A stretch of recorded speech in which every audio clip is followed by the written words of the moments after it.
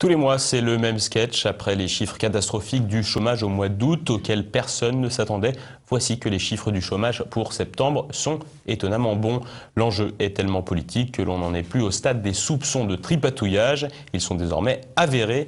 Décryptage, Natacha Königsberg.